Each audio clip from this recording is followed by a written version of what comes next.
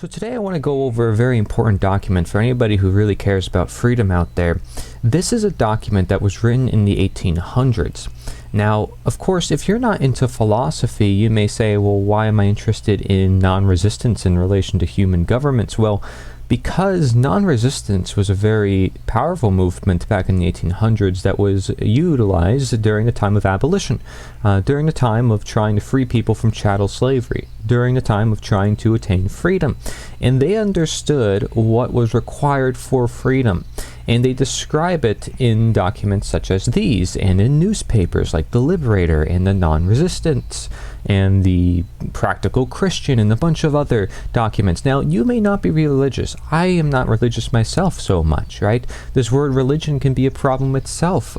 Many religions, can hold people and bind them into certain worldviews. I'm not here to do that. I'm here to look at many worldviews, to look and expand the mind and see, can we learn from everything? And so here we have a document by Adin Ballou, somebody a lot of people are unfamiliar with, somebody who created his own free towns. Yes, Hopedale community, you can look it up. He created and experimented with his own town, which was free from a lot of government control. The whole idea was to teach these principles, as he talks about, which constitute morality and freedom. Okay, a lot of people consider it a freedom-based town because of that, but yet some people call it religious. Well, can religion lead to freedom? Well, these people may have practiced it correctly, and a lot of people are unfamiliar with this notion. Now, again, I'm not religious, and I'm not saying that religion is required for freedom. I'm saying these people from the 1800s used religion as a means to help free people from slavery. They looked at the government of God, they looked at what was above human governments, and it allowed them to achieve a destiny, say, hey, these humans are free by nature, by natural law, by natural rights, by nature, to not be under the authority of man. So I'm going to have this document speak for itself, and we'll sort of go through it and see what value it has. I want you to also judge for yourself.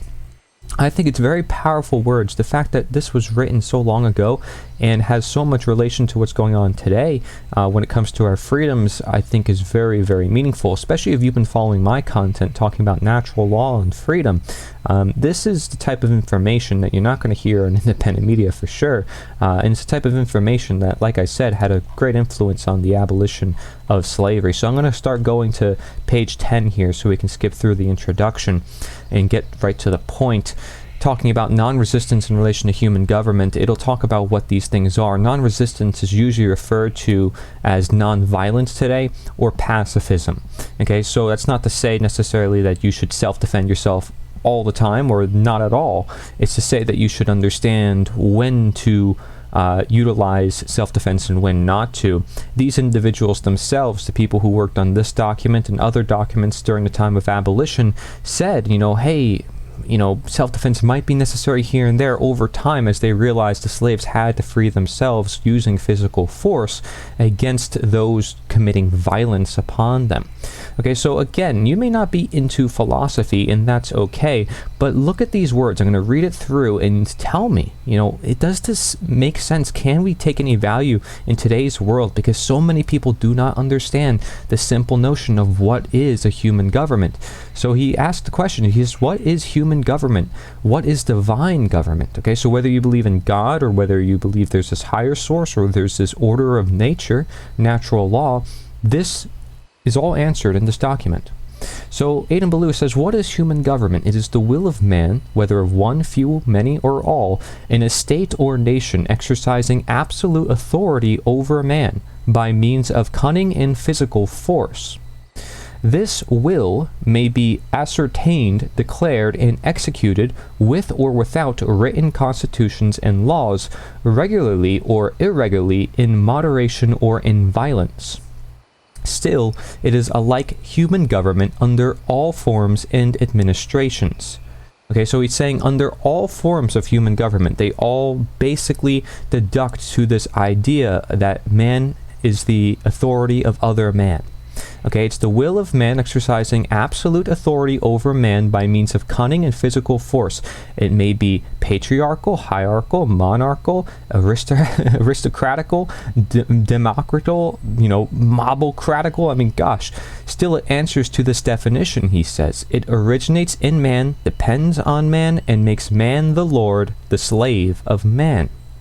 Okay, so that's really interesting, hearing from an abolitionist, somebody saying, hey, let's look at human government itself, not just the slave master and the slave, but is there a slave relationship between government and its so-called citizens? Again, this is important because a lot of people talk about rights nowadays. A lot of people talk about, well, here's a queen and this person has these special rights and, oh my gosh, they come from this bloodline and they wear these fancy outfits, but do we really look at the nature of these systems? Does it matter really who we put in charge or what system we create under what ideology if they all rely on this basic nature of violence to execute laws and makes man the authority of other man? So let's differentiate that with a divine government, as Adin Ballou says. It is the infallible will of God prescribing the duty of moral agents and claiming their primary undivided allegiance as indispensable to the enjoyment of pure and endless happiness. In the resolution, it is denominated the kingdom and reign of Christ. The kingdom of Christ is the kingdom of God, for what is Christ's is God's. The Father dwelleth in the Son, and without him the Son can do nothing. In this kingdom, the all-perfect God is sole king, lawgiver, and judge. This is akin to saying natural law is king. Law is king, lex rex, as it says in the shirt that I have back there. Okay, and a lot of people will wear that shirt if they understand what natural law is. They're saying there's a law above human law that humans need to follow. Okay, so you can see that itself as divine government. You can see that as essentially God, or this intelligence that dictates human behavior. And so he says he divides his authority with no creature. He is absolute sovereign. He claims the whole heart, mind, and strength. His throne is in the spirit, and he writes his law on the understanding, meaning that we need to understand his law. Okay, so we're not violently complied into following that law. We need to simply understand it. His throne is in the spirit. He writes his law in the understanding. Whoever will not obey him implicitly is not yet delivered from the kingdom of darkness and abides in moral death. Okay, so now he's mentioning morality. And isn't it interesting when we're talking about government that he's mentioning morality? Not a lot of people in today's world, when they talk about politics or law or government, ever talk about morality. Do you ever question the morality of the situation? So let's see what else he has to say here. From this, it appears that human government, properly so called, can in no case be either superior to or co-equal with the divine. Can this conclusion be avoided? There are but three cases in which human government may dispute supremacy with the divine. Number one, when God requires one thing and man requires the contrary. In this case, whom ought we to obey? All Christians must answer with the faithful. Okay, so essentially what he's saying is, are you going to follow man or are you going to follow God or nature? Again, you don't have to be religious to understand this. Are you going to follow something higher or are you going to follow something lower? Right? So it says we ought to obey God rather than man. But must we disobey parents, patriarchs, priests, kings, nobles, presidents, governors, generals, legislators, constitutions, armies, mobs, all rather than disobey God? Adin Ballou says we must. And then patiently endure the penal consequences. Okay, and we always talk about how natural law is essentially cause and effect. It's the law of attraction, it's the golden rule, it's the karmic law. So everything you put out into the world comes back to you one way or another. We're looking at the consequences of our behavior so we can learn as to what we should do and should not do.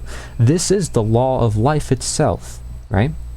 And the Kabbalion, which is an occult text, also talks about that. It says this is the law, and it operates through these principles: cause and effect, correspondence, polarity, vibration, rhythm, these different things, if you haven't heard of it. All right? Then he says, then surely human government is nothing against the government of God. He says, number 2, human government and divine government sometimes agree in prescribing the same duty, i.e. God and man both require the same thing. He says, in this case, ought not the reference of human authority to constitute at least a part of the motive for doing right. We will see. Did man originate this duty? No. Did he first declare it? No. Has he added one iota of obligation to it? No. God originated it first and declared it and made it in the highest possible degree obligatory. So he's saying that, man, really, their authority is not really the motive toward right behavior. It's morality itself that's the motive toward right behavior. It's nature. It's the consequences to our actions. Okay, so he says human government has merely borrowed it, re-echoed, and interwoven it with the tissue of its own enactments. Sort of like man taking from nature and twisting it to his own whim. Okay? How then can the Christian turn his back on Jehovah and make his low obeisance to man? Or how can he divide his reference between the divine and mere human authority? How can he perform this duty any more willingly or faithfully because human government has reenacted it? Evidently, he cannot. That's what Adin Ballou says. He says he will feel that it is the Creator's law, not the creature's. That he is under the highest possible obligation to perform it from reference to God alone. Okay, to morality alone. Not because it's written on a piece of paper to say, well, slavery is illegal. He says, okay, I'm not going to commit slavery because slavery is wrong, not because it's written on a piece of paper. So he's saying, again, which is more important? Are you going to follow some piece of paper that says it's wrong, or the actual fact of the matter that it is wrong? Okay, so he says man has adopted it and incorporated it with his own devices, but he had added nothing to its rightfulness or force. Here again, human government is virtually nothing, he says. It has not even a claim of joint reverence with that of the divine. So now number 3, human legislators enact many laws for the relief, convenience, and general welfare of mankind, which are demonstrably right and solitary, but which God never expressly authorized in detail. This is what people say. It's like, well, God did not create the Constitution, but the Constitution was created to complement God, with God at mind. Okay, so now Adin Ballou asks the question, in this case, has not human authority a primary claim to our reverence? Let us see. What is the motive from which a true Christian will perform these requirements of man? Must he not first be convinced that they are in perfect harmony with the great law of love to God and man, that they agree with what the divine lawgiver has expressly required? Doubtless. Well, when fully convinced of this, what are they to him but mere amplifications of the heavenly law, new applications of its plain principles, more innuate details of acknowledged general duty? What therefore is demonstrably right, he will feel bound to approve and scrupulously practice, not for human government's sake, but for righteousness' sake. Again, he's emphasizing the need to do right, regardless of what the government says, or in other words, for the divine government's sake. This must be his great motive, for no other would be a holy motive. It is one thing to discover new items of duty, new applications of moral obligation, and another to create them. Man may discover and point out new details, circumstantial peculiarities of duty, but he cannot create principles nor originate moral obligation. So he's saying man cannot create new morality. He cannot create new rights. Rights are already existent within the nature of reality, within the nature of man. So man cannot be God and say, these are what your rights are and this is what they aren't. Okay? They're already here. So we are simply discoverers. We can't create new rights. Okay, so he says the infinite Father has preoccupied this whole field. What then if the legislator discover a new item of duty arising out of a new combination of circumstances and enact a good law for the observations of that duty with pains or penalties annexed?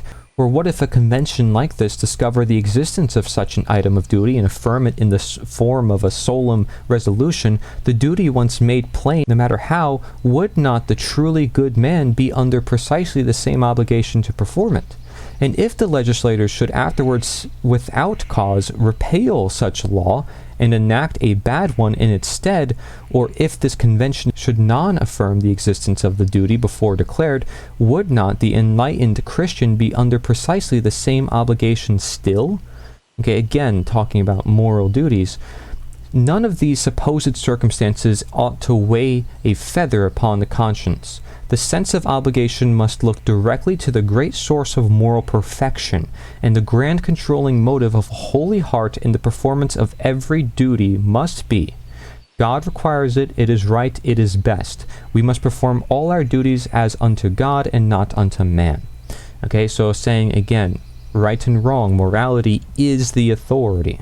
Okay, so he says this, the conclusion is therefore unavoidable that the will of man, human government, whether in 1, 1,000, or many millions, has no intrinsic authority, no moral supremacy, and no rightful claim to the allegiance of man. It has no original inherent authority whatsoever over the conscience. What then becomes of human government as contradistinguished from the divine government? Is it not a mere cipher? When it opposes God's government, it is nothing. When it agrees with his government, it is nothing. And when it discovers a new item of duty, a new application of the general law of God, it is nothing. This sounds a lot like when Mark Passio and a lot of us talk about how if you follow natural law, well then it already exists. Natural law is already there, and if it goes against natural law, then it is wrong. So it still shouldn't exist. No matter what, right says it's right. You know, you can't put a piece of paper in and say, well, this is what's right. Like, no, what's right already exists. Just because a paper says it's right does not really change anything. It can help people recognize what already exists, but what if now people depend on that piece of paper for their source of morality? Well, now man is becoming God itself. Man becomes morality. Okay, so he says, we now arrive at the third inquiry suggested in the resolution before us. What is the object of non-resistance with respect to human government? Is it their object to purify it, to reform it? No, for our principles forbid us to take any part in the management of its machinery. Okay, there's a lot of people who want to use reform mechanisms, whether it's voting in new people into office, playing the political game, or whatever, to try to fix the systems that be. And the abolitionists, like Adin Ballou, were saying, no, we can't partake in the system at all. He says we can neither fight for it, legislate in it, hold its offices, vote at its elections, nor act any political part within its pale. To purify, to reform it, if such were our object, we must actively participate in its management. Moreover, if human government, properly so called, is what I have shown it to be, there can be no such thing as purifying it. Where there is nothing but dross, there is nothing to refine. Separate from what is commonly considered human government, all that it has borrowed or stolen from the divine, and what remains? What is there in the mere human worth purifying, capable of purification? Nothing. Again, is it our object to subvert human government, to overthrow it, to turn it upside down? By no means. We utterly disclaim any such object. Okay, so Adin Ballou and a lot of the non-resistance, from the non-resistance society in particular, were talking about how they don't want to be seen as these outcasts, these anarchists, right? As he mentions in this next sentence. He doesn't want to be seen as this outsider who is completely against all form of order. He's saying that there's simply a higher government to acknowledge. There's simply a higher understanding to acknowledge. You know, I talk about time and place in my previous video, my previous presentation, talking about how if we understand there's a natural government, then that sort of negates the whole idea of government. It's like saying, well, if there's natural slavery because you're enslaved by nature, well, there really isn't any slavery. Because if we assume slavery and government are man-made conditions, then if you have your authority, your government, your slave master being nature itself, it sort of negates the whole idea of having government or slavery. And so that's sort of what they're hitting at. And I like the fact they don't want to identify and say, don't put me into a box. Don't say I'm these people or those people. I don't support human governments, but at the same time, I'm not an anarchist. I'm just a human being living my life, expressing my conscience, which is exactly the position I've had on my channel for a while, is to say, like, I'm not even an anarchist. I'm just a natural human being who happens happens to be an anarchist. See, people call Adin Ballou, you'll look at articles of him online, they call him a Christian anarchist. When he says in his own documents he's not an anarchist. But he says he's against all human government, so that would make him an anarchist by definition. So what are we supposed to do? Well, what are we supposed to do? We're supposed to respect him as a human being and stop attaching labels to his name. Because that's who he is. He's expressing his conscience as a natural human being. And that's who I am too, which is why I prefer the word abolitionist, because it's an action rather than an ideology. It's rather than an identity getting clear as to what we're doing. We're ending slavery, ending an action, ending a condition, right? But you can say the same thing about anarchism depending on how you apply it. So it's just a matter of choice. The main point is that people should look past these ideas and titles and look at what he's actually saying here and see that they have an open mind. They don't want to make enemies. They don't want to be looked at as bad. They don't want to be looked at as violent. They're doing their best to be moral, to follow the will of God or creation, and not to go against it, right? By all means possible. So he says we are not Jacobin's revolutionist anarchist, though often slanderously so denominated. Okay, so people use that as a means for an attack. So of course they're going to say, well, we're not those things, because they're attacking us with it. So they imply it to be negative automatically because they're being attacked with those claims. People will do that to this day. They'll say these are anarchists to say that they're people who are causing chaos, when anybody who knows the real definition means it's anarchon. It means no rulers, not no rules. So having that understanding, it's like, well, wait, if we own ourselves naturally, then that's just who we are as human beings. Okay, we don't need, again, a piece of paper or a title or definition. I mean, we really just are living our lives, and it just so happens that's what freedom is. Being able to live your lives and make your own decisions and be your own ruler. There is one internal ruler. That's the internal monarchy, one ruler. So you can still use the word monarchy. I can say I'm a monarch and an anarch at the same time. People say that in this community because we understand, like, it's time and place, where they belong. So the same way you can say, well, I'm not an anarchist, I'm an abolitionist, or I'm not an anarchist, I'm just a natural human being. But they're all essentially the same thing if you understand the context that's being used, and that's what you should understand here. And what we have created in this movement of trying to abolish what does not meant to exist, as in the case of the 1800s, but also today, is understanding that slavery still exists, right? And there is a conference that I created with over 40 speakers right now, who are talking about why slavery still exists, how it still exists, how we can get rid of it. And so many people are unfamiliar with that, so I encourage you check it out or stay tuned on this channel for a lot more information about that, because it's really important that these people who are saying a lot of these things, are they totally wrong? Are they totally just be completely disregarded? No, they have a lot of great information. And there's people nowadays who recognize this, and in different perspectives, not limited to just, religion or divine government, or saying they're no governmentists, or, all these other terms they talked about, non-resistant instead of pacifist. I mean, they had a different language back then, but we can understand that they had, at the end of the day, the same goal, which was a human moral conscience that would go against the power systems that be, because people will realize how free they're meant to be. Because they are freeing themselves. They have the authority into where it should be, right?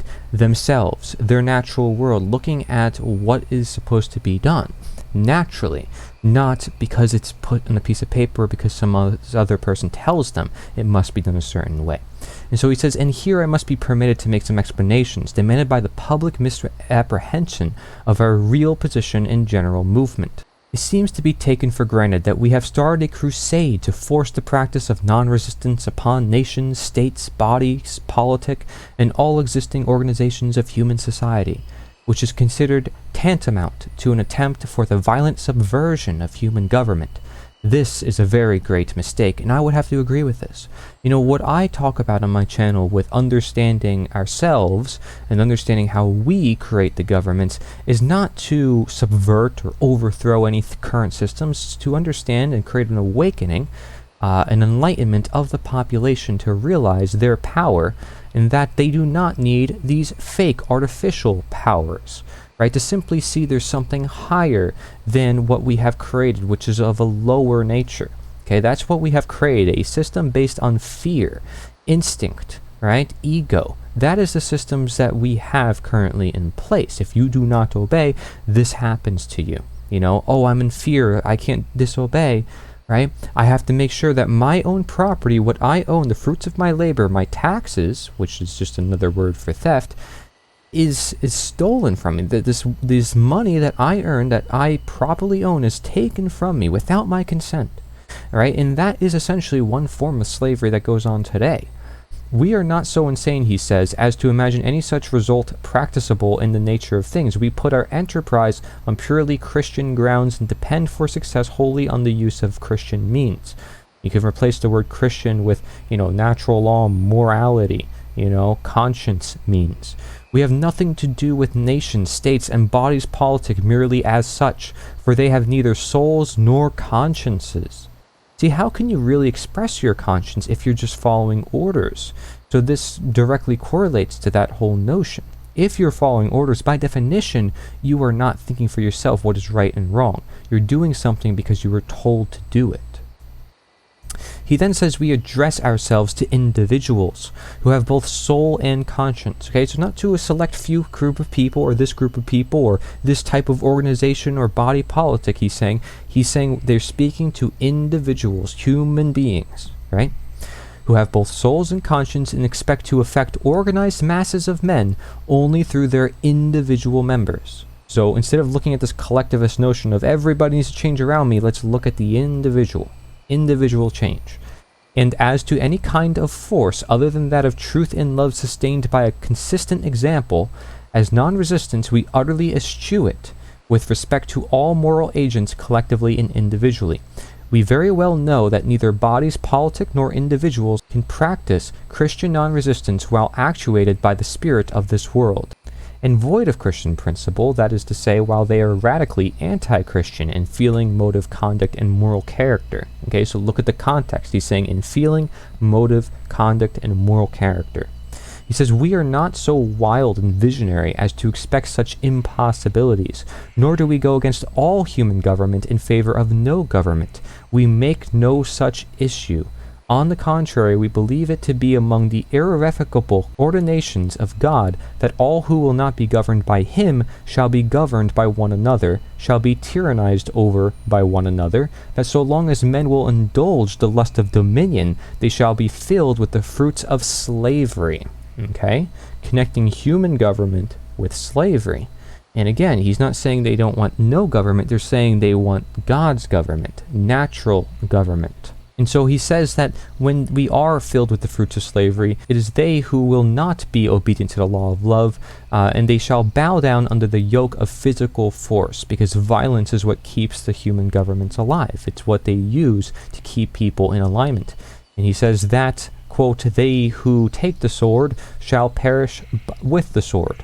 And that while so many as 20 ambitious, proud, selfish, revengeful, sinful men remain in any corner of the world, they shall be subject to a human government of physical violence among themselves. Okay, and then he says, if men will make themselves sick, physic is a necessary evil. If they will not observe the laws of health, they must bow to the dictation of doctors. What he's saying here is there's a natural law that is above human government. Because he's saying there's laws that dictate our health, and there's laws that dictate if we become sick, right? So if we do not observe the laws of health, we will bow to the dictation of doctors. If we get sick, we will bow to the necessary evil of sickness, right? And so if they will be gluttonous, drunkards, debauchees, and pugilists, they must make the best of emetics, eutherics, cautery, amputation, and whatever else ensues. So if men will not be governed by God, it is their doom to be enslaved one by another. So you're going to get wrapped into this man-made system of all these things, and you sort of don't know how to escape it, which is where we are now. We are in a place where human government has taken the lives of so many people, and no one knows how to escape it because they feel like it's already part of life. And it's a system that is so complex and justifies itself through the problems that it has. And so he says, and in this view, human government, defective as it is, bad as it is a necessary evil to those who will not be in willing subjection to the divine. So he's saying it's only a necessary evil to those who refuse to accept nature, the natural law, morality, conscience, something higher than that. He says its restraints are better than no restraints at all, and its evils are preventives of greater. For thus it is that selfishness is made to thwart selfishness, pride to humble pride, revenge to check revenge, cruelty to deter cruelty, and wrath to punish wrath, which is what we see with statism, this belief in government, is the idea that you want somebody to murder, kidnap, rape, steal from those who will murder, rape, kidnap, and steal from people. Okay, and this is what we see. We see people who seek power are these people who want protection of the law to commit evils themselves. I mean, because the average person does not want power over their fellow man. The average person does not want to participate in politics. It's not fun, it's not a good use of time, and it's something that often just becomes always counterintuitive and actually results in mass death, democide, the number one cause of unnatural death. So this is no laughing matter, this is really important. He says that the vile lust of men, overruled by infinite wisdom, may counterwork and destroy each other. In this way, human government grows out of the disorder of rebellious moral natures and will continue by inevitable consequence in some form or other among men till he whose right it is to reign shall be all in all. Okay, so that's where you can see tyranny, where this one person or a few people become this all in all.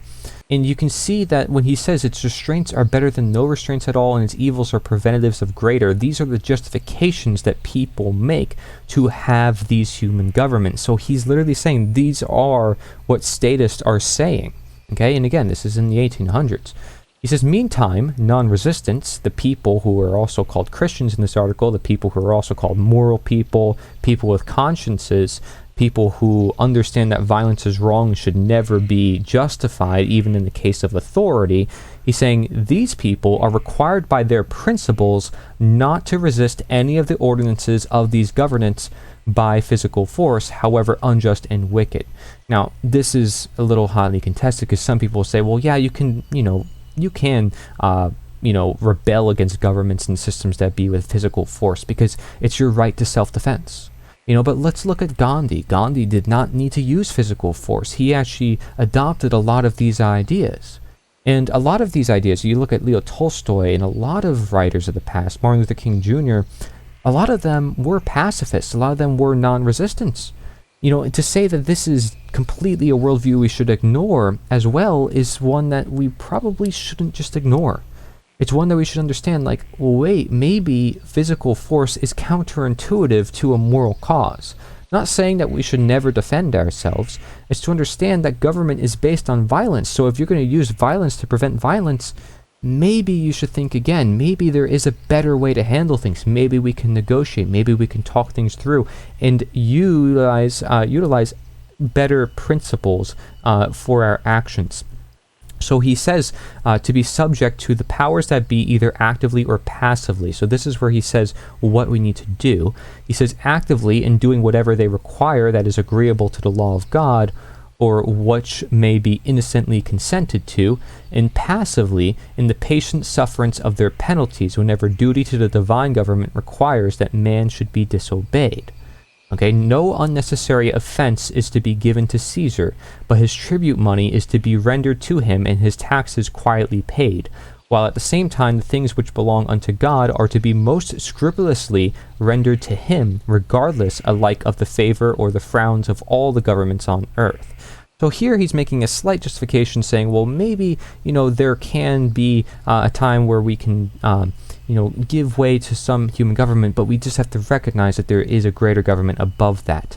And the man-made governments are not going to recognize that, and they're not going to like the fact that, hey, maybe you don't want to pay the man-made taxes. There's no surprise why most of the abolitionists, including Henry David Thoreau, they would go to jail for not paying taxes because they didn't want to support wars that they didn't want to support. So it's something that's like they're standing on their principles. They're recognizing like this is wrong. I'm not going to pay it, right? And so he says like we can quietly pay taxes, we can quietly pay tribute money to him, but we should recognize there is something greater, and that is where the education comes in that he's sharing, so that way they can transfer to that world, which is exactly what I'm doing here, is it not? Like, most of the people watching this content, they're still paying something one way or another. They're still contributing to the systems that be. We are contributing to the systems of slavery. So, if we want to get out of that, there has to be a transition process. We can't just say, well, let's not do it. Well, there has to be a huge transition of people who all understand this information so it can happen more naturally without problems. Massive amount of people, like Gandhi had, people on the streets saying, we're not going to pay this tax. You can't really stop something like that. And if you try, you're going to make yourself out to be the problem. You're going to expose yourself. So then he says, what is then the object of non-resistance with respect to human governments, if it is neither to purify nor subvert them? He says, the resolution declares that it is to supersede them. Okay, so to prove and say this is a better solution, and that is simply living our lives, simply being the moral example to the world. He says to supersede them with what? Well, with the kingdom of Christ. How? By the spiritual regeneration of their individual subjects, by implanting in their minds higher principles of feeling and action, by giving them heavenly instead of earthly motives. Some people might say this is the difference between spirituality and materialism, okay? But again, it's like sort of also saying going past our instincts and our fear into higher thinking of, are we actually thinking for ourselves? Are we actually thinking about what's right and wrong, rather than what we're just told to do and what we feel is right? Okay, just because we feel something is right does not mean it is right. Just because we're told to do something does not mean it is right. We need to understand that. And so he says, and now to understand this process of superseding, let us consider the nature of Christ's kingdom. It's not an outward, temporal kingdom like those of this world. So he's saying it's infinite, it's timeless. Natural law. Well, if it's natural, it's something that has always been here, something that is timeless and immutable, cannot be changed by man, right? Our understandings might change, but it within itself is truth. It's not something we can change if we recognize there is such a thing as truth. So he says it's spiritual, moral, eternal. Okay, and people will refer to natural law as spiritual laws. Watch my videos about this. When the Jews demanded information about the commanding of this kingdom, ignorantly expecting it to appear with unparalleled external majesty, pomp, and circumstance, Jesus replied, the kingdom of God cometh not with observation, neither shall men say, lo here or lo there, for behold, the kingdom of God is within you. And a lot of people will also say, hey, Jesus was an anarchist. Watch Mark Passio's presentations on fake ASS Christians. I don't curse. But he talks about a lot of these concepts, and one of his slides in his natural law presentation also shows, like, hey, Jesus was an anarchist. So maybe you want to look at that perspective as well. Larkin Rose also did a video talking about, can a Christian be an anarchist, for anybody who is a Christian out there and who really comes from that background. Here, Adin Ballou continues to say, when before Pilate, charged by his enemies with having set himself up against Caesar as a king, he said, quote, my kingdom is not of this world. So if my kingdom were of this world, then would my servants fight, that I should not be delivered to the Jews? But now is my kingdom not from hence. When his yet worldly-minded disciples strove among themselves which should be greatest in his kingdom, he washed their feet with his own hands for an example, and declared unto them that he among them would be greatest, should be least of all, and servant of all. Okay, so now what Adin Ballou is saying is that the individuals who don't seek authority, who don't seek power, are the people who actually are the leaders. And the Tao Te Ching says exactly this matter. He continues to talk about this. He forbade them to exercise lordship after the manner of carnal men among the nations of the earth, but to esteem each other better than themselves, and to regard humility as the only true greatness, to vie with each other, not for the highest, but for the lowest place, not for a chance to rule, but for a chance to serve, not for the blessedness of receiving, but for that of giving. Right? And I talk about giving in my Naturosophy presentation, as opposed to stealing, which is what governments do, because every time they give you something, they're taking from someone else. Okay, but when we look at the highest places, we usually refer to authority. When we look at the lowest places, we usually look at citizenry and the people, everyday people. Well, wouldn't you want somebody like you in charge, we always say? Well, what if they are? You wouldn't be able to tell that they are in charge. And the Tao Te Ching perfectly words this, saying like it's a government you've never seen before. It doesn't basically exist at all. And people will say the Tao Te Ching is an anarchist document for that reason. Again, it's not saying explicitly I'm an anarchist document, and they would probably say I'm not an anarchist, but that's not the point. The point is the context, is to say, well, wait. These documents are saying there's something higher, there's an order, which they call the Tao, okay? It's this way of things that we need to understand, and when we're out of alignment with the way, the Tao, we create disorder, quite evidently, because the way is what allows order. God is what allows order. Nature is what allows order. It's within its blueprint of life, right? So he also says, not for the praise of man, but for the approval of God, not for the prerogative of inflicting physical suffering for righteousness' sake, but for the privilege of enduring it. Hence he made himself the great exemplar of non-resistance, and when, quote, when he was reviled not again, when he suffered, he threatened not, but committed himself to him that judgeth righteously, enduring every insult, reproach, cruelty, and torture of his enemies with unprovocable patience and unconquerable love, forgiving his most deadly persecutors and expiring with a prayer upon his lips for their salvation. Thus he overcame evil with good, and leaving behind him the Alexanders and Caesars of this world and their base murderous glory, earned for himself a name which is above every name, whether in this world or that to come, being highly exalted at the divine right hand, that unto him every knee shall bow of things in heaven, in earth, and under the earth, and every tongue confess him Lord to the glory of God the Father. Such is the Lord and Master of Christians, whom they are to obey and imitate rather than Moses or Samuel or David or Solomon or Elijah or Daniel or even John.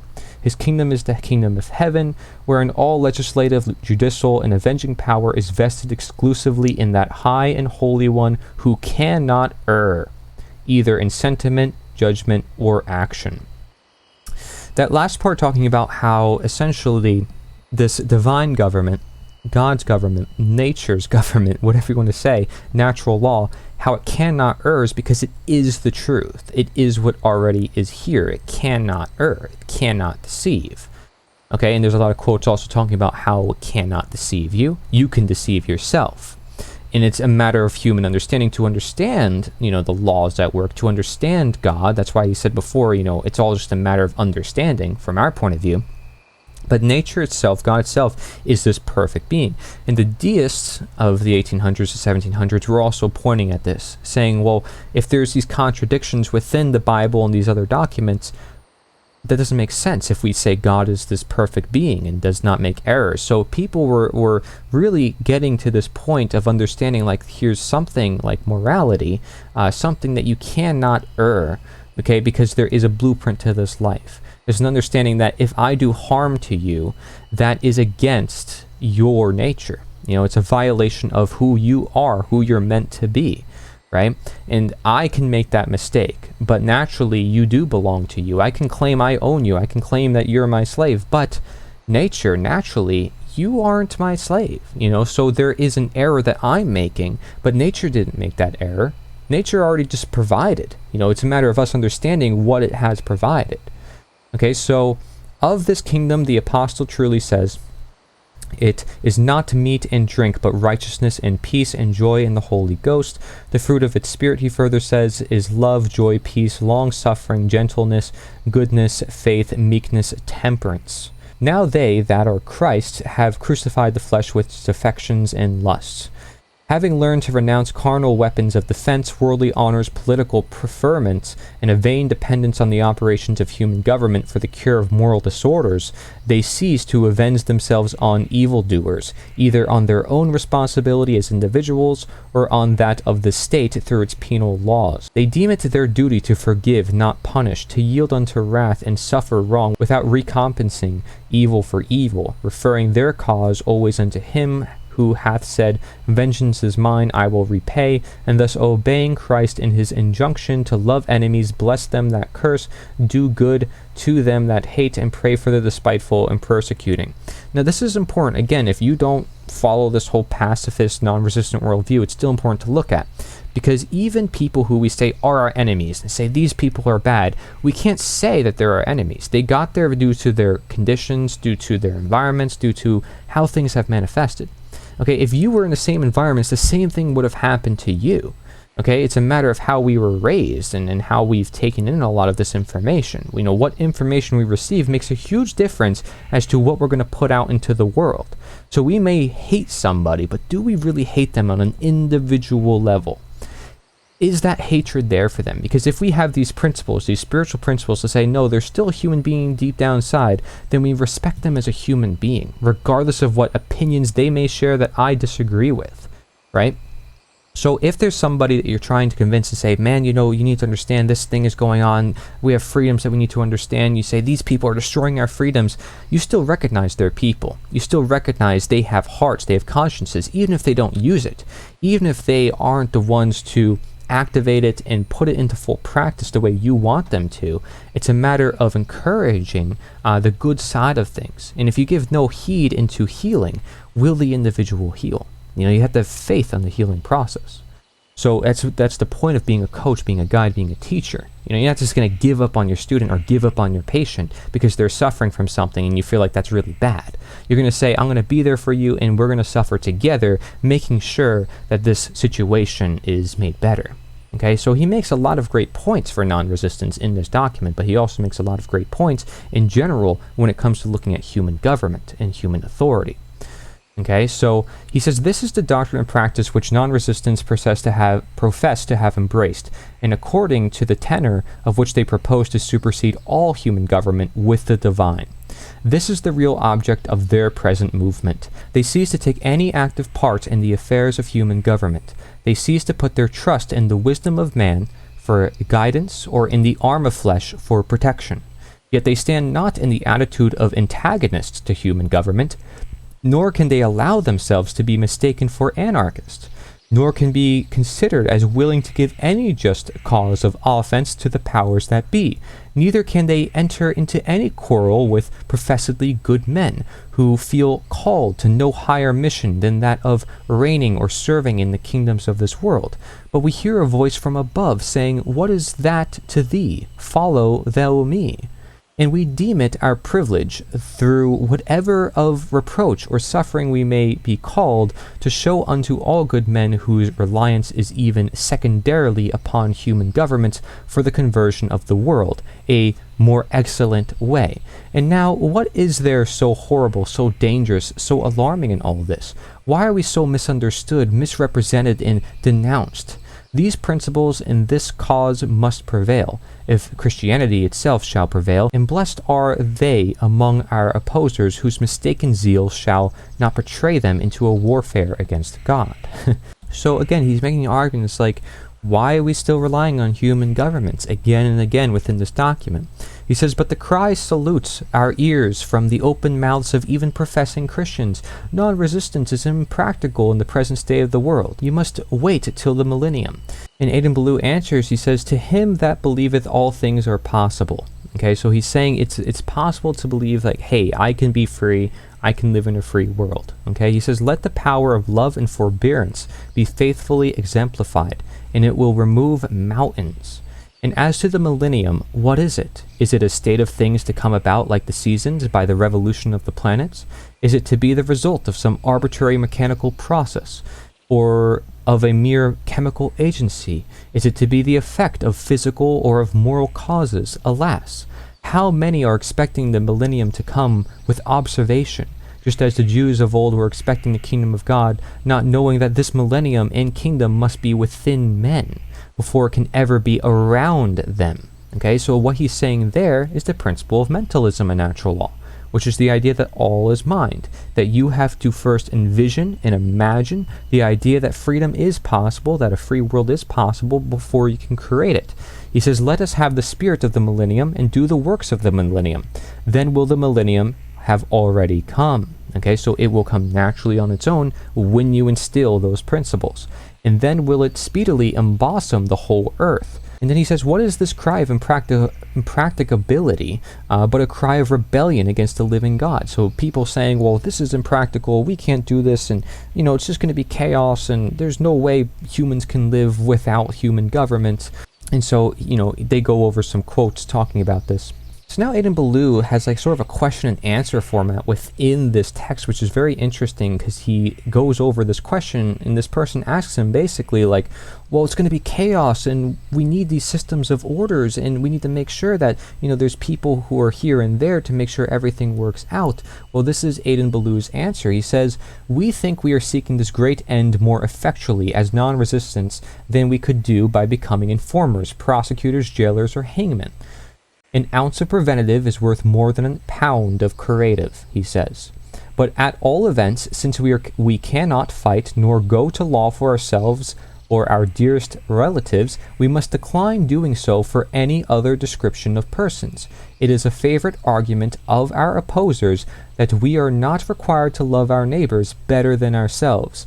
Whether this argument be sound or not, perhaps it is not now necessary to affirm, but it is certainly a very conclusive one, or ought to be, with the objector in this case to show the unreasonableness of requiring us to do more for our neighbors in society at large than for ourselves, our wives, and children. Okay, so essentially he's sort of saying like we need a voluntary society where people choose what they want to do with their own life and property. They're not obligated to do something for the quote-unquote greater good of society, collectivist notions. Okay, he says we must act on the same principles and pursue the same general course with respect to all, and in doing so we stand or fall to our own master, because we own ourselves. Okay, we're not, obligated and formed to this community collectivist dynamic where this one person's this authority dictating how everything should be done. Okay, so then there's another question that he has to tackle. But we want the best men in office, the best laws, and the best administration of government. Will you be recreant to your trust as citizens? Will you withhold your votes from the side and cause of right? Will you leave knaves and villains to govern the world? Right? So essentially this person's asking, well, are you going to leave all these politicians and, all these bad people to run everything? Well, this is Adin Ballou's answer. We expect to do as much towards keeping the world in order by a straightforward, consistent, exemplary practice of our principles, nay more, than by voting, office holding, legislating, or punishing criminals. So he's saying that political action is not as important as moral action here. And he talks about this in a separate document that he wrote, Moral Action versus Political Action, which I have in my documentary, Why Political Action is Useless and Always Leads to Democide. Okay, he says, a truly good man wields an influence on our ground great and solitary wherever he is known.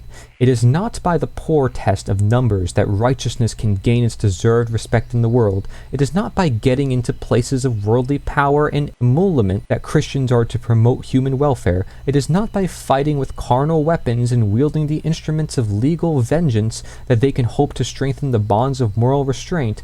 Majorities often decree folly and iniquity. Power oftener corrupts its possessor than benefits the powerless. The real power which restrains the world is moral power, acting silently, unostentatiously, I don't know what that word is, within and upon the soul. He therefore, who has the fewest outward signs of authority, will, if wise and holy, contribute most to the good order of humankind. Okay, so those who seek the least amount of authority, as much as possible, will contribute the most good to mankind. The complete opposite of what people think, because people think you need authority to contribute good. Adin Ballou and myself, we agree, it's like, no, that's counterintuitive, it doesn't work. And in case you still think that works, I want you to watch that documentary I produced. Okay, because it goes deep into that. He says, besides, even unprincipled men in office are compelled to bow to a strong public sentiment, superinduced by the efforts of good men, in private life. So he's saying that the politicians and all these people we put in power anyways depend on us. They depend on the masses of people. So that is where you should focus. You should focus on changing the morality of the populace rather than focusing on the select few. Well, these people must be the ones that we look at and say they need to change. Point the fingers all day and sit and cast our vote and put their names on signs. It's all temporary. None of it is timeless. None of it is really looking at the big picture. None of it's talking about morality. And you say, well, this provides a platform for people. No, it doesn't. You can create a platform without that. There's many people who have. What am I doing right now? I don't need to run for office to put this message out there.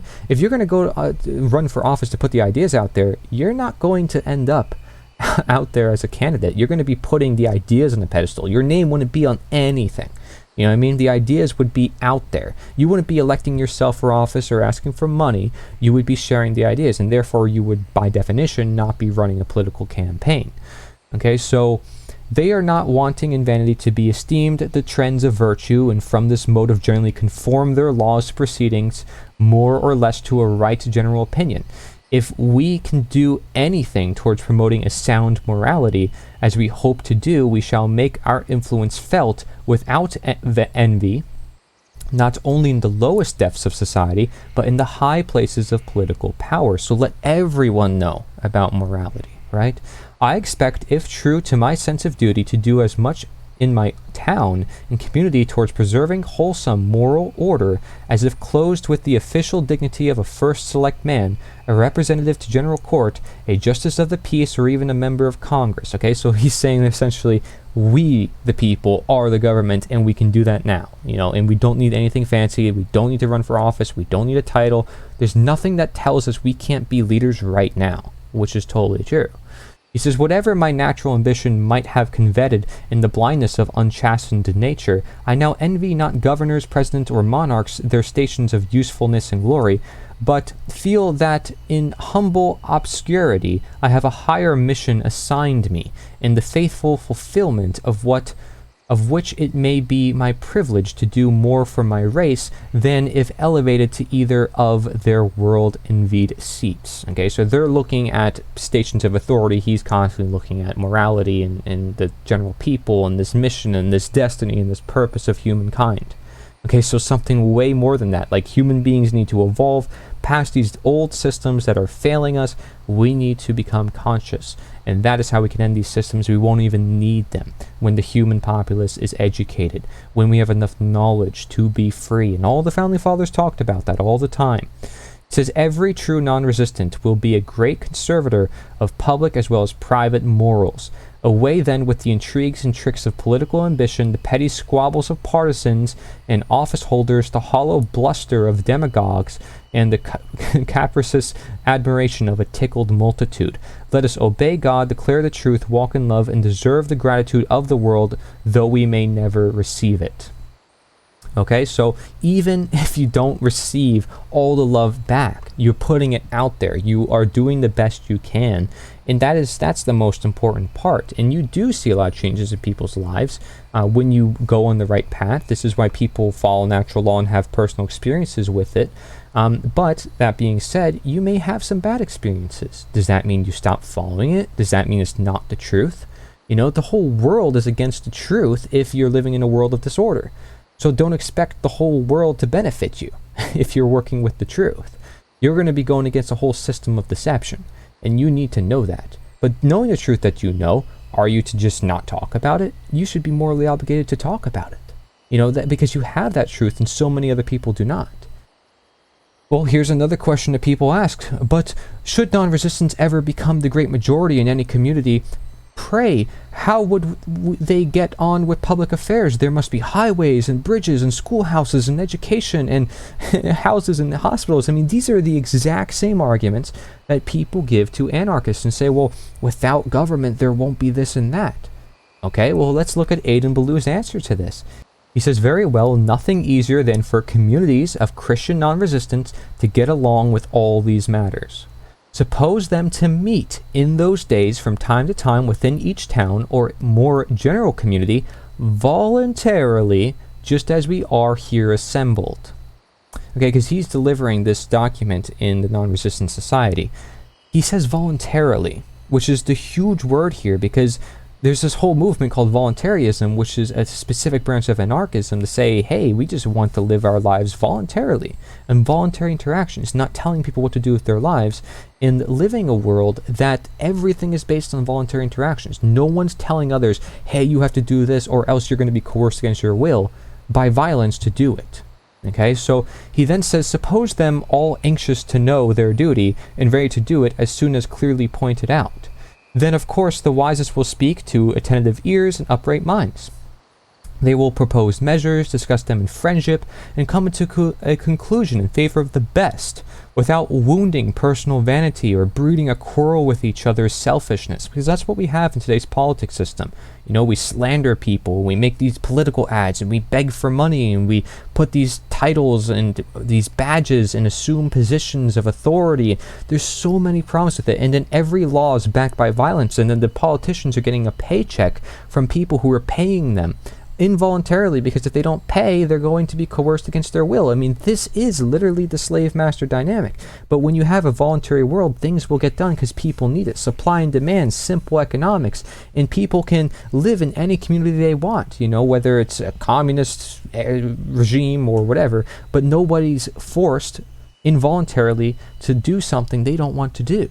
You know, and it's not a government, because there is no violence. There is no monopoly on that violence.